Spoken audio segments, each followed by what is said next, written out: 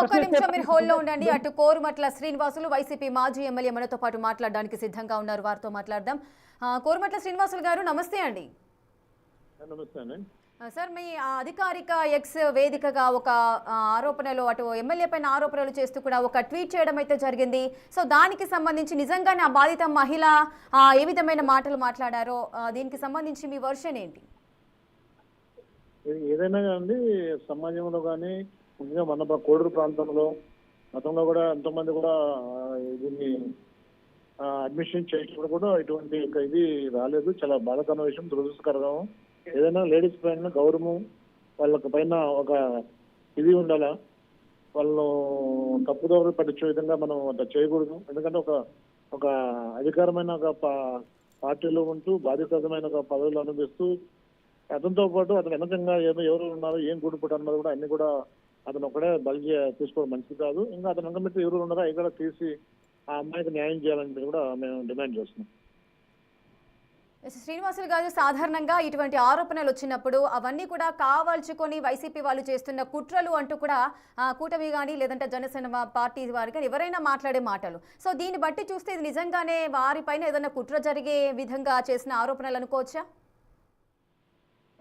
అది చూడాలండి. అది ఇంకా ఇప్పుడు మీకు చెప్పేది రైట్ హ్యాండ్ గా ఉంది కాబట్టి దాన్ని కుట్ర అనేది కొట్టేయలేము. బట్ ఏంటి అనేది దానికి చూసుకుని అమ్మాయి అయినప్పుడు కూడా ఇటువంటి సంఘటనలు మనం పురాతం కాకూడదు.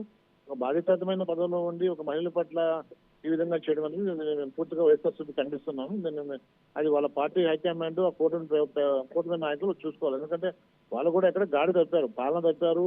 ఎమ్మెల్యే ఎట్టబోతున్నారు, వాళ్ళ అధికారులు తిరగడం లేదు. అసలు పరిపాలన ఏ విధంగా ఉండదో తెలియకుండా టోటల్ గా ఎమ్మెల్యేల పరిస్థితి దాదాపు రాష్ట్రంలో కూటమి ఎమ్మెల్యేలు అందరి పరిస్థితి అట్లా ఉందని చెప్పి తెలుస్తోంది దీన్ని బట్టి. శ్రీనివాసులు గారు, గతంలో కూడా అటు జనసేన పార్టీకి సంబంధించిన అటు కిరణ్ రాయల్ పైన కూడా ఇటువంటి ఆరోపణలే వచ్చాయి. అంటే వరుసగా ఈ విధంగా వివాదాల బారిన పడుతూ ఇటువంటి లైంగిక ఆరోపణలు ఎదుర్కొంటున్నారు. అసలు వాళ్ళ వర్షన్ ఏంటి అంటారు?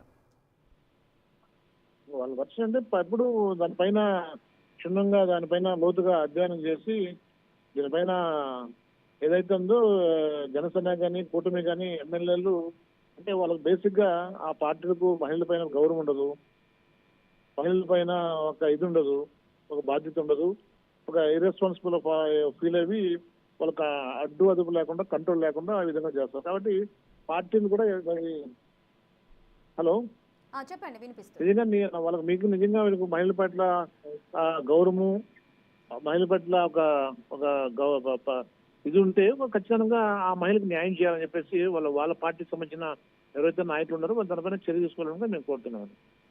శ్రీనివాసులు గారు, అదే విధంగా ఇటువంటి లైంగిక ఆరోపణలే కాకుండా అటు కబ్జాలకు సంబంధించిన భూ వివాదాలకు సంబంధించిన ఆరోపణలు కూడా కూటమి ప్రభుత్వానికి సంబంధించిన అధికారులపైన అటు ఎమ్మెల్యేలపైన ఎంపీలపైన కూడా వస్తుంటాయి. సో ఇటువంటి వాటికి ఎటువంటి చర్యలు కూడా తీసుకోవట్లేదు కాబట్టి ఇలాంటి ఆరోపణలు అనేవి ఇటువంటి బాధిత మహిళలు పెరుగుతున్నారని మనం భావించవచ్చా? ఖచ్చితంగా భావించు. ఎందుకంటే ఇప్పుడు భూ కబ్జాలు ఉన్నాయి.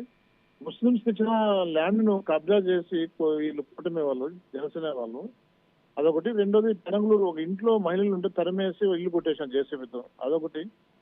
అదేవిధంగా ఈరోజు కోడూరులో కూడా బుడుగుండుపుల దగ్గర కూడా ఒక ఎస్సీ భూమిని కూడా లాక్కొని బయటేసే పరిస్థితి కూడా ఈరోజు ఈ జనసేన కానీ కూటమి చూస్తుంది. అంటే దీని యొక్క ఇదేంటంటే ఓవరాల్ గా వాళ్ళకు అధికారం వచ్చింది కదని చెప్పి మహిళలు కానీ దళితులను కానీ అదేవిధంగా ఇట్లా పేదవాళ్ళని కూడా అందరిని కూడా వాళ్ళను భక్షించే కార్యక్రమం పెట్టారు.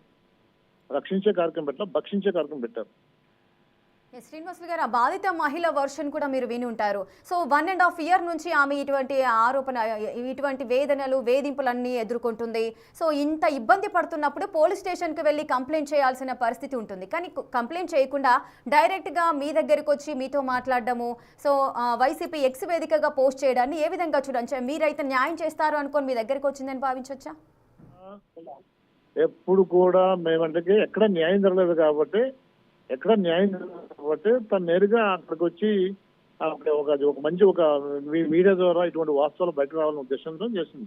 మేము ఎప్పుడు కూడా కుటుంబాలు ఎప్పుడు మాకు తెలియవు, మాకు రావు కూడా. ఇప్పుడు అది కుట్రతో చేసిందంట కాదు కదా, యావత్తు మీరే చూస్తున్నారు. సో ఇదేనే కాదు, ఏ అంశమైనా కానీ ఎప్పుడు కూడా వైసీపీ మాకు ఒక బాధ్యత ఉంది, ఒక రెస్పాన్సిబిలిటీ ఉంది, మాకు ఒక డిసిప్లిన్ ఉంది మా పార్టీకి. కానీ మా నాయకులు ఇది అంటే కూడా మేము డిసిప్లిన్ గా ఇది ఉంటాం. కానీ ఇట్లా భూ కబ్జాలు, ఇట్లా భక్షించడము, ఈ విధంగా మహిళలను వేధించడం అనేది మేము చేయమండి. అండ్ ఈరోజు చూసుకుని ఎంటైర్ స్టేట్ లో పరిస్థితి ఉంది. ఎంటైర్ వెస్ట్ గోదావరి తీసుకోండి, మీకు ఏదైతే ఉందో విజయవాడ సంబంధించిన కానీ మహిళల రక్షణ లేకుండా పోతుంది.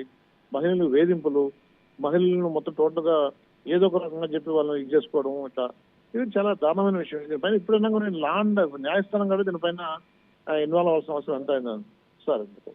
అయితే బాధిత మహిళ ఏదైతే ఆరోపణలు చేస్తోందో, అంటే ఈ విధంగా నన్ను ఎంతో ఇబ్బంది పెట్టారు, నన్ను పెళ్లి చేసుకుంటానని నమ్మించారు, నా 3 సంవత్సరాల కొడుకును కూడా చంపేస్తామంటూ కూడా బెదిరించారు, నా భర్తకు ఫోన్ చేసి విడాకులు ఇవ్వమంటూ కూడా బెదిరించారు అంటూ కూడా ఆ బాధిత మహిళ అయితే తన గోడును వెళ్ళబుచ్చుకుంటుంది. సో ఇంత క్రూరంగా వ్యవహరించిన ఎమ్మెల్యే పైన ఎటువంటి చర్యలు తీసుకోవాలనుకుంటే, ఒకవేళ ఆ బాధిత చేసిన ఆరోపణలు నిజమైతే ఎటువంటి చర్యలు తీసుకోవాలంటారు? ఎస్ శివ, అయితే బాధిత మహిళ ఏదైతే ఆరోపణలు చేస్తుందో మనకు వాట్సాప్ చాట్కి